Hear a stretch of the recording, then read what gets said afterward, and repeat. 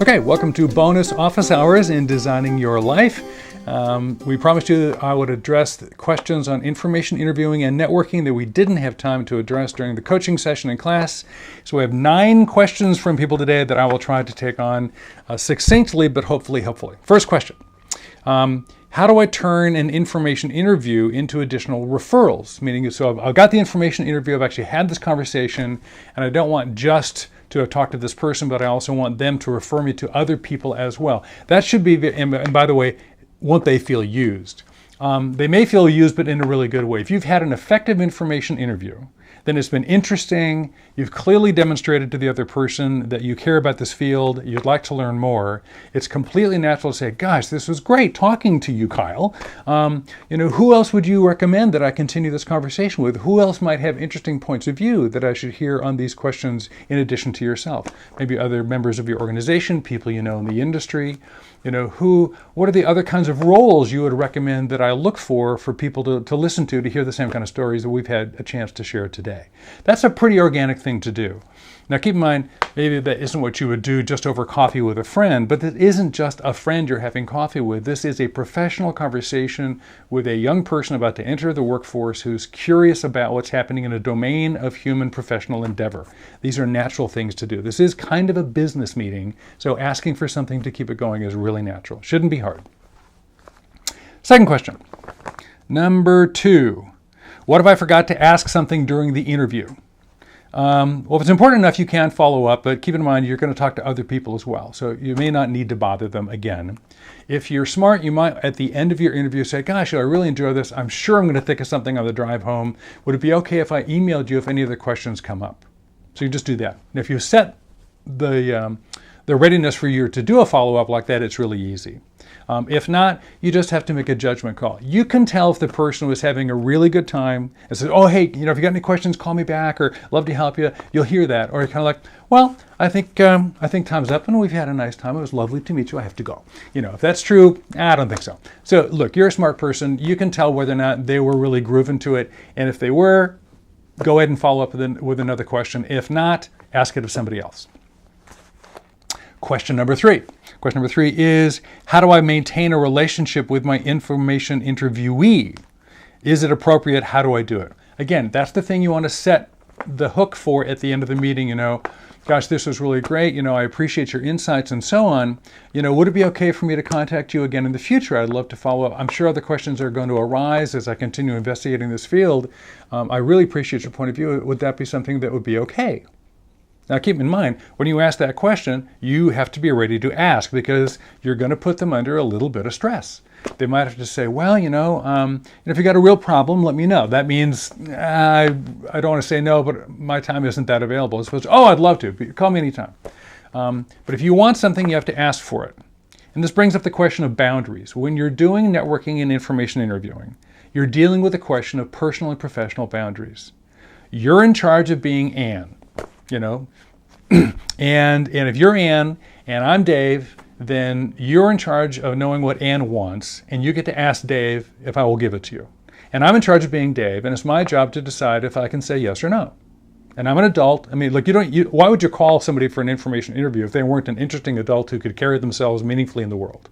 So they ought to be good at saying yes and no. You have to trust that they're responsible for that. And if you want the ability to follow up and continue a relationship, you can ask. And you'll be able to tell from the way they answer what level of energy they have about that. If you're not willing to make that ask, then don't ask. That's really all there is to it. And the way you do it is you just do it directly and succinctly and respectfully. You don't presuppose it. Now, but I'll follow up, I'll get back to you with what I'm doing. No, you always ask, They may ask you, by the way, don't be surprised. They say, gosh, I'm really curious how this all comes out. If something pops, let me know. Don't be surprised if you hear that. Fourth question. How do I turn the information interview into a conversation about jobs or internships? Okay, we made a big deal about an information interview and a job interview are entirely different. In fact, don't even use the term information interview when you're asking for one. Just say, I want to have a conversation. Even the word interview implies job. But the big difference being, in an information interview, all I want is the story, which is an easy thing to get because everybody has a story. so I'm unlikely to be rejected. And in a job interview, it's all about making a decision. There has to be an opening. I have to be the deciding manager to think I'm the one you should talk to. All kinds of reasons where judgment comes up and makes the conversation radically different. So they're very different. But there are, again, by the way, two sets of goals for information interviewing. One is exploring domains of the world, which really is just research and investigation. I'm not looking for a job.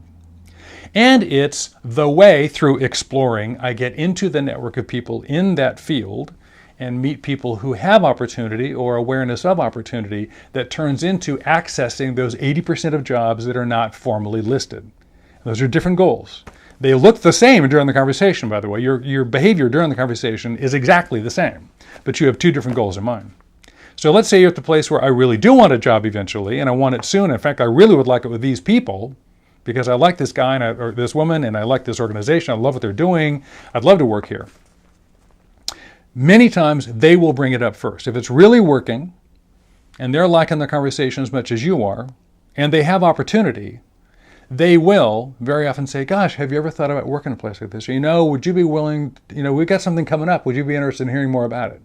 That's quite common. You can even have the problem, by the way, if that comes up too soon. Because you say, well, yeah, that'd be great. Boom, now you're in a job interview for that job. So be sure you get through the first information interview when it's nice and warm and friendly before judgment occurs. Because if you jump on the opportunity too quickly, you'll lose the chance to have the information interview. Now, go back to the question as asked. I've got an information interview. How do I move it toward a job? It's really simple. You say, gosh, Kristen, I have really been enjoying this conversation, and what I'm learning about what's happening here, at Palantir looks really interesting. I think this is exactly the kind of place where I'd like to be able to make a contribution. I wonder if we could now shift the conversation to a different question. What would be involved in me pursuing the possibility of being a member of this organization? Okay, that's a natural thing to do. It's a compliment. Now keep in mind, I didn't say, gosh, this is really great. Have you got any openings? That's a yes or no question, and it goes immediately just to what's currently available, which means you're probably going to get a no. Or it won't be one that's perfect. It means you think you're only looking for the ones they're already recruiting for. You ask the question, how would someone like me actually end up, being able to join a place like this? Now having a conversation about turning into an employee or a collaborator with this organization, that allows them to be, first of all, there's a good answer to that question, even if not right now, is happening. It also tees up the possibility of, oh gosh, there are a variety of ways people come into the organization. Of course, we hire some out and we do some projects. We've had some interns come through and they start talking about the different ways people join the organization. And you say, I guess, do you see any of those teeing up where it might be a fit for me? That's now just taken up to another ratchet of I might get a no, but eventually I'm trying to get to a yes. They might say no, they might say yes, you don't know. But it's a pretty natural thing to go, I've really loved learning about this place. What I'd really like to do now is take a look at what would be involved in joining this place. Can we talk about that a little bit? And off you go. So it's a pretty natural thing to do, but you have to be prepared. At each one of these things, asking for more referral candidates for conversations at the end of the interview, asking for follow-up possibilities, or can I check back and talk to you again, asking for transition to job potential pursuit, all of those things require a degree of clarity on your part and confrontation. You're asking for something because you want something. We're not just hanging out in the dorm. We're not just going to go to a football game together. You're talking about literally they want to give you tens of thousands of dollars and you're going to give them hundreds and thousands of hours of your time a year. We're doing a deal here. So that's what you're stepping up to. I think that was question number 4. Hopefully this is being helpful. Number 5. Okay, this goes back to not just the information interview, but the networking stuff on the way to get there. How do I avoid wasting their time? Okay, in the information interview, it's really simple. The gold standard in an information interview is good questions that are well informed, so have done your homework. Don't ask them to essentially read to you the website of their organization or read to you the cover article on Time magazine from 2 weeks ago. Show up like the person who's already scoured the publicly available information, so you're not wasting their time. Number 2, have good questions ready to go.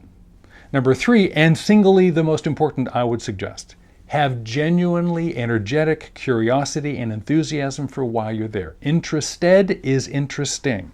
If you aren't interested, they will feel like you're faking it, and then they will feel like you're wasting their time.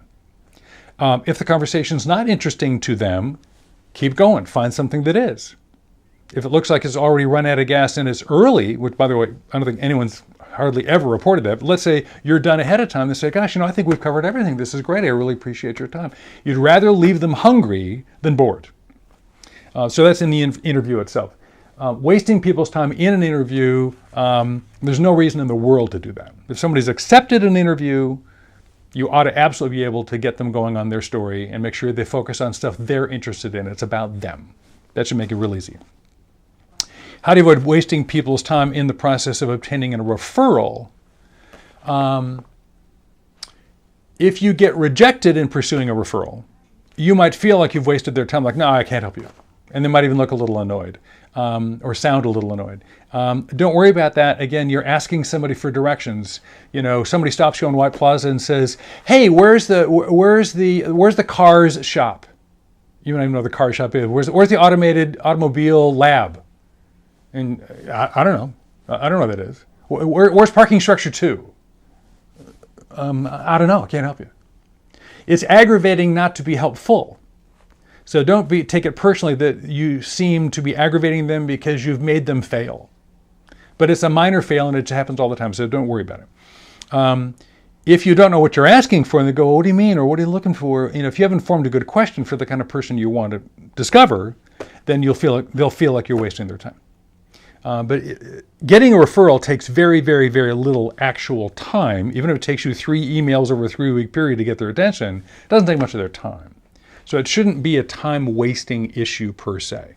I think the biggest risk on wasting someone's time while asking for a referral is the truth is you don't actually know what you're looking for. Or you're looking for I'm kind of curious, so this nano stuff, it's really, can you help me? Like, what was that? I have no idea what you want. That's aggravating. Or something so incredibly precise. I'd really like to talk. What I really want to do is have a long and private, intimate dinner with Dave Kelly. Can you help me with that? Or do you know Beyonce? Do you know Beyonce? That's not helpful. That's aggravating because it's too precise. It's too tiny. You want to ask somebody a question that's respondable and have some room into it. Can you help me connect with people that are on the business side of the entertainment industry? Okay, that's specific enough to be identifiable and broad enough to give me some room to succeed in it. So ask for referrals that are identifiable but flexible. If they're too big, they're useless. If they're too tight, they're kind of unfair. So that's what you're going for. We're now on to question 6, which actually we did touch briefly on in class. How do I deal with a weak referral or an ignored request or no response? Okay, those are actually fairly different things. I mentioned in class, I'll say again here, referrals come in a variety of levels. The best possible referral would be someone who says, that's great, I know exactly who you should talk to, I need to put you in touch with, like this morning I gave one to a buddy of mine. I said, hey Jeff, you need to talk to John. Let me tell you who John is, why he's the great guy. Let me vet this possibility with him in advance. I'm going to call him. I'm going to check. I'm pretty sure he's going to want to do that. Then I want to make a personal introduction. Hey, Jeff, this is my friend John. John, here's why Jeff's a really interesting guy. And let me know how it comes out because I hope you guys become, best friends forever. That's a fabulous referral. And when I go to John, I go, John, this is the guy you want to talk to. If you're going to do me a favor this year, do it by talking to my friend Jeff. Okay, that's the referral, dipped in platinum. All the way down to, if I was you, Jeff, I would give that guy John a call, and good luck finding him, and you can't tell him I mentioned it.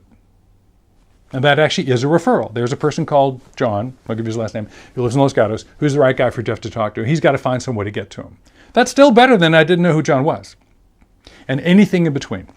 Typically, people will either just send you along by email, do an e-introduction. Hey, John, here's my friend Jeff. Good luck with that. Hope you guys get together. Love, Dave. That's pretty common. All the way down to, I think you could find John on LinkedIn and so on and so forth, and when you contact him, you can use my name. So the big difference is, in getting a referral, does the referrer go before you and take you directly to the referee? Do I, Dave, take my friend Jeff to John, or do I make Jeff go on his own? Even if Jeff can use my name. So Jeff goes cold. I mean, John has no idea Jeff is coming. And here comes Jeff, even if I give him the email address, and says, by the way, Dave referred me. But he hasn't heard from Dave yet, so he's not warmed up.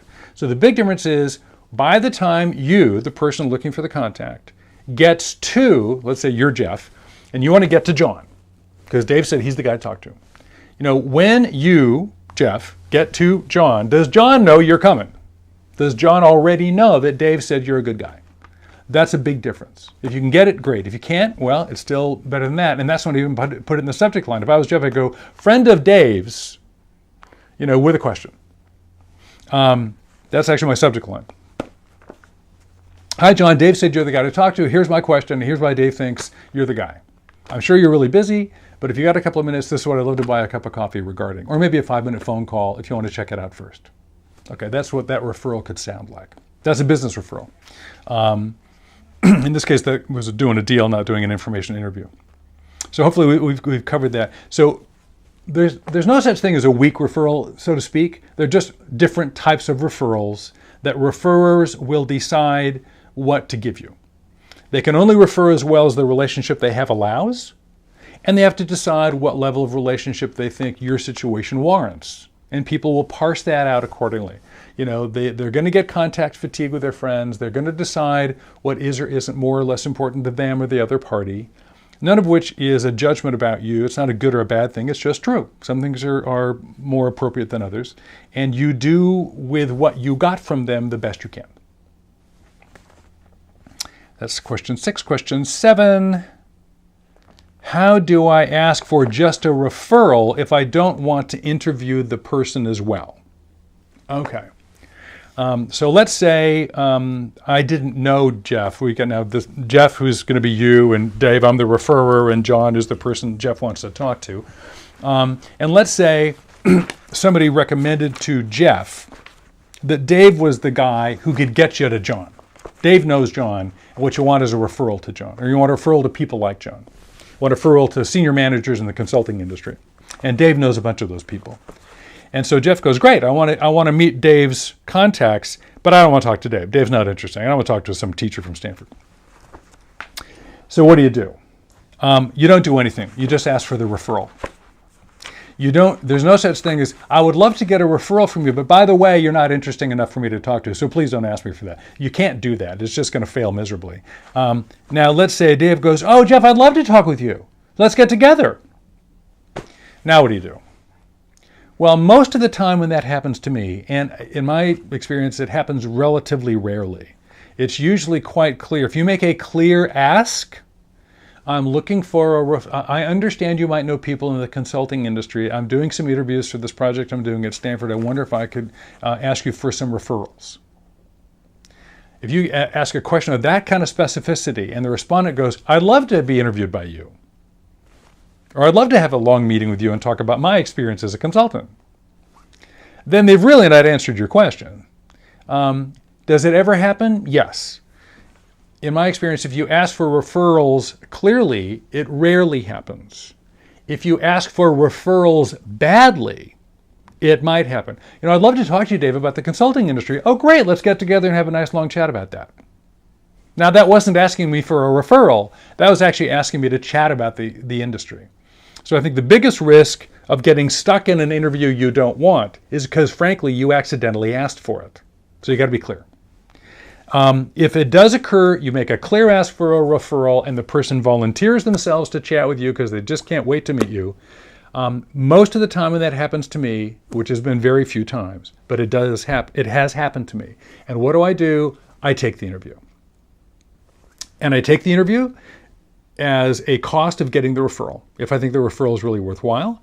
And I remind myself that latent wonderfulness applies in interviews, and that this person is interesting and they have a story, and I set myself the gold standard of coming up with a question that they can answer, doing the homework on who they are and what they're doing, and finding within myself a genuine, authentic point of interest and curiosity that will allow me to energetically be attentive to that meeting so that the person wants to give me that referral. And by the way, it might even be interesting.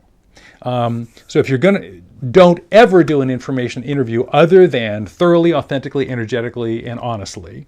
And they always work out if you do that, in my experience. And if somebody offers one, the easiest way to not take it is say, great, let's try to find a time to get together. What's your availability? And it turns out that none of the times they can get together, you're available. But in the meantime, gosh, I appreciate that. Well, maybe some other, it looks like our calendars are just fated to not match, but, I wonder, maybe some other folks are working with, are there any other people you might recommend I try for in the meantime? You can sort of get back to the referral. That's a little awkward, but you do the best you can. Was number 7. I think we're down to 1 or 2 more questions. Number 8, how do I get to difficult people? I presume you mean hard to reach people, not nasty or obstreperous people. How do I get to difficult to reach people? First of all, you can't just try directly. Again, I'm not sure I'd write Beyonce, but you never know. And sometimes they do take that. However, if you try direct to a very, very hard to reach person and you bounce off, sometimes you can end up being screened away. The best way to get to difficult to reach people is to get to someone near them. That's where we use outbound networking. So find creatively in your mind the likely person or persons of type who have open doors. They will take your cold contact, their cold call or their cold email. They're likely to respond because of the nature of their job. They're a public servant, or they're they're part of the front door system of the organization, so to speak, and they have access to the person you want to reach. This is where calling the executive administrator or the personal assistant, if there is such a person in the role of the entity you're reaching, even the agent, could be an agent if it's a popular person, and saying, hey, executive admin, hey, agent, Juana, as it turns out, I understand that you work for Bernadette, and I have some questions I think might be interesting to Bernadette, but I'm really not sure if they are. And I'd like to schedule a 10-minute call with you at a time convenient to you to run by you what I'm doing on my project at Stanford, because you'd be able to interpret whether or not Bernadette's really the right person for me to talk to, and if so, why that might be of use to her time, why that might be interesting to her. You treat the aide with that kind of respect, which is exactly the respect. But Juana is treated that way by Bernadette. Bernadette hired Juana because Juana is smart enough to be able to actually vet her life and her professional activity. So you treat her with the same professional respect that Bernadette does. Already now you and Bernadette are thinking the same way, and your chance of getting to Bernadette goes up. And you have that conversation. You may not get through it, but your chances of having the gatekeeper let you in rather than the gatekeeper keep you out jump way up. And that's a perfectly respectful thing to do. Lastly, how should I split my time between networking, information interviewing, and just applying to all those jobs out there and getting my resume out there? Well, we actually have a bias that the just getting your resume out there, as in applying to open positions and monster.com and what have you, in and of itself, is a pretty low probability return. By the way, just applying to jobs and getting your resume out there isn't that hard. It's not that much work. So it shouldn't be the preoccupying thing. The networking and information interviewing, how much time do you split between that? Well, we recommend that you network in order to, you don't network just as a sport. You network in order to, there are things I really want to know more about what's happening in, the fracking industry. I mean, do I want to be involved in this fracking thing? I don't really get it. So I'm going to information interview my way into that before I commit to that as a pathway.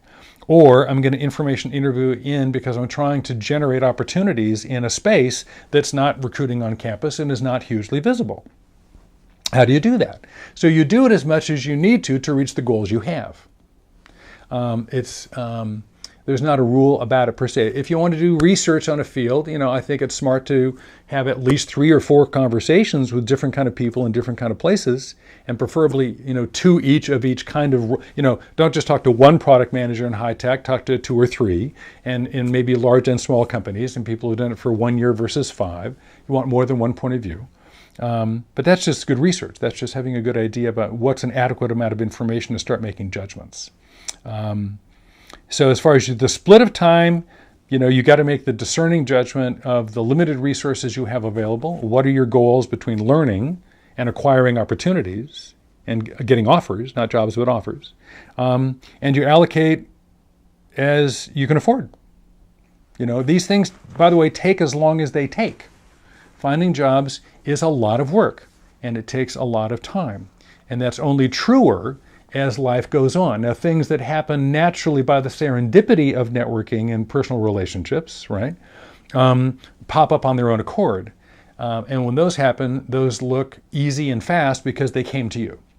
And that will happen to you at some point in your life if it hasn't already. But when you've decided it's time for me to go get this thing that wasn't already looking for me, that can take months to do. And don't be surprised by that. The old rule of thumb was, and I think this is highly inaccurate now, if it's anything, it's either much better or much worse depending on the industry, used to be, expect to spend a month for every $10,000 that you're trying to make, or at least a month for every $10,000, over 50 or 40. So you want an $80,000 job, it's probably going to take you somewhere between 3 and 8 months. You want a $200,000 job, well, it's probably going to take you somewhere between 6 months and a year and a half. There are upper limits to that. It doesn't take 9 years to find a job, but that's the nature of the beast. These things take a little time. That's all the questions we have. Thanks for coming to Open Up.